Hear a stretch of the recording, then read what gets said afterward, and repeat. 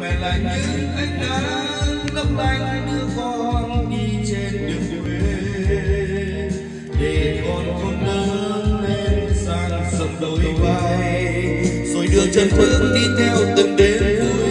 Mẹ vẫn thứ tha dù cho con mang bao nhiêu lầm lỗi. Mẹ đã phút giây nước mắt cho con từng ngây nụ cười. Mẹ đã có những lúc thức trắng cho con bao đêm ngủ say. Ngày con đang bố hoa sinh chào ngược lại, mẹ cô đơn đứng bên bên đầy nhớ mây. Trên môi ước đi xin mãi khắc ghi tình mẹ bao biết trời.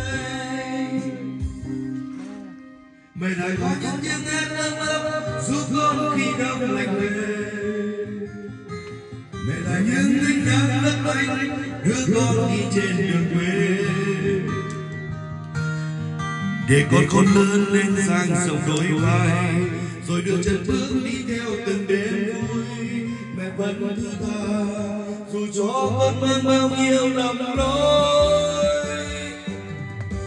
Mẹ đã có phút giây nước mắt cho con từng ngây nụ cười. Mẹ đã có những lúc thức trắng cho con bao đêm ngủ say. Ngày con đang có hoa sinh chào dần lại, mẹ cô đơn đứng bên bên đầy bờ vây. Trên môi bước đi xin mãi tình mẹ bao lên